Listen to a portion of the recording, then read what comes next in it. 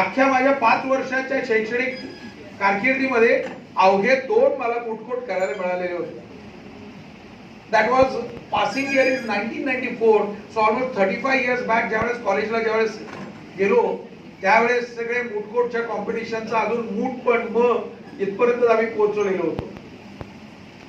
So therefore I am jealous of you because you are getting an opportunity to sharpen your skills.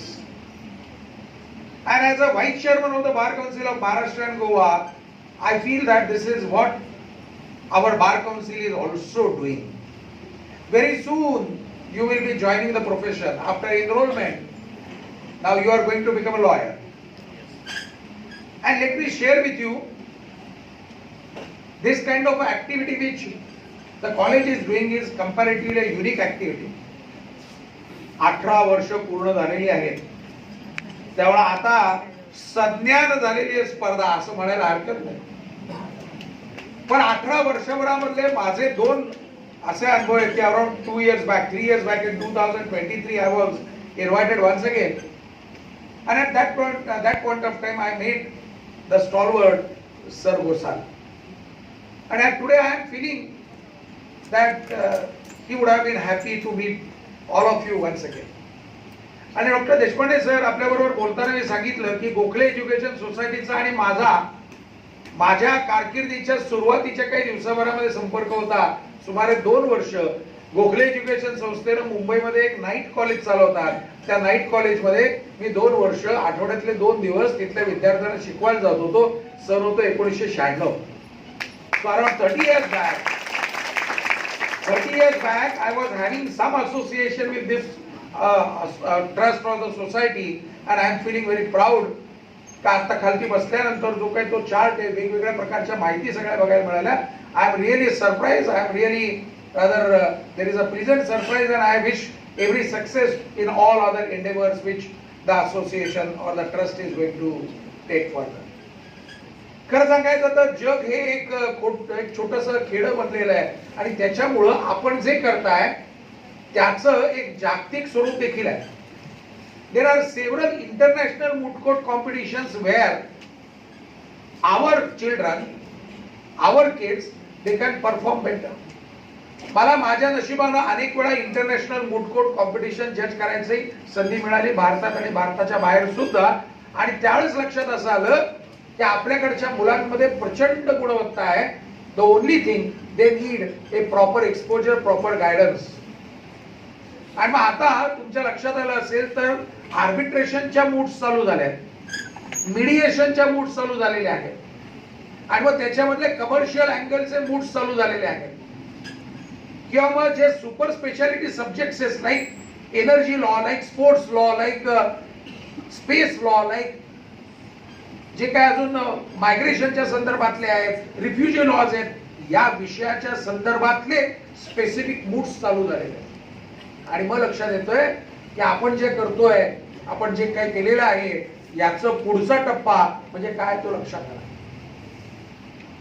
की जे trial moot court आहे ना, this is also unique. Around 18 years back when it was started, I believe this was the first such exercise.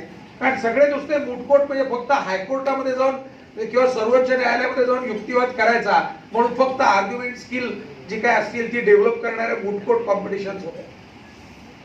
पण ज्यावेळेस मूट ट्रायलला आपण येतो त्यावेळेस त्या ट्रायल कोर्टाची जी ताकद आहे ती खरं पाहता, त्यातलं जे नाट्य आहे, त्यातला जो क्रॉस मधली जी मजा आहे, त्याच्यामधून येणारं जे खरं पाहता सत्य आहे, हे सगळं हे अनुभवायचं असतं.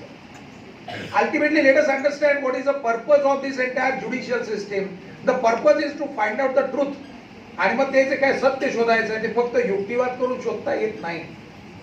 आदरणीय सर्वोच्च न्यायालय आणि उच्च न्यायालयामध्ये तुम्ही युक्तिवाद करू शकाल, चांगला युक्तिवाद कराल, उत्तमपैकी कराल, परंतु सत्य शोधण्याच्या प्रक्रियेमध्ये आपल्याला जर का सहभागी व्हायचं असेल तर that will be a trial court only. And therefore आपण या संस्थेकरता जोरदार टाळ्या वाजवून यांचं कौतुक करायला पाहिजे.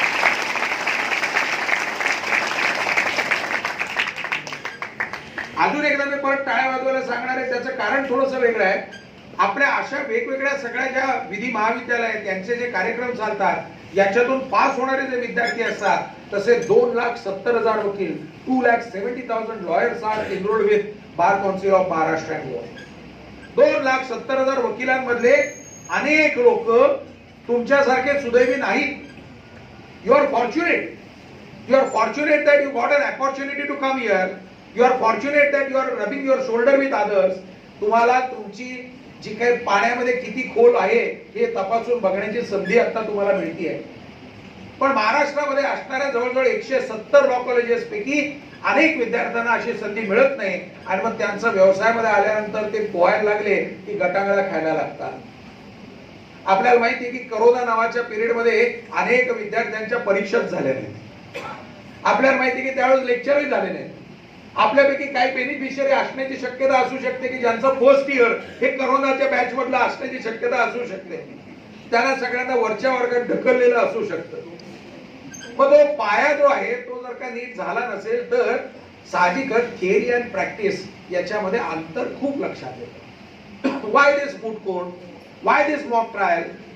कारण आपले जे आदरणीय जे काही आपले प्रोफेसर्स आहेत ते जे शिकवतात त्याचा ऍप्लिकेशन कसं आहे, ते कोर्टात कसं वापरायचं याचं ट्रेनिंग मिळायचं, ही सगळी एक संधी असते.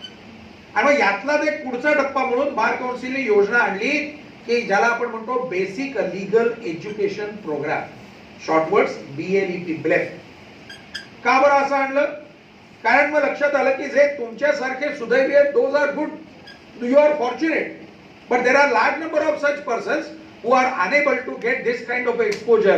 मग त्यांच्याकरता ही जी थिअरी आणि प्रॅक्टिस मधली जी गॅप आहे ती कमी करण्यासाठी ब्लेप नावाचा कार्यक्रम आणला आणि त्या कार्यक्रमाचे जे कोणी करते धरते होते, ज्यांच्या आयडिया आल्या ते 2 लोक इथे आहेत. त्यांच्याकरता टाळ्या वाजवल्या पाहिजे. जयंतराव आणि भिडे साहेबांकरता टाळ्या वाजवल्या पाहिजे.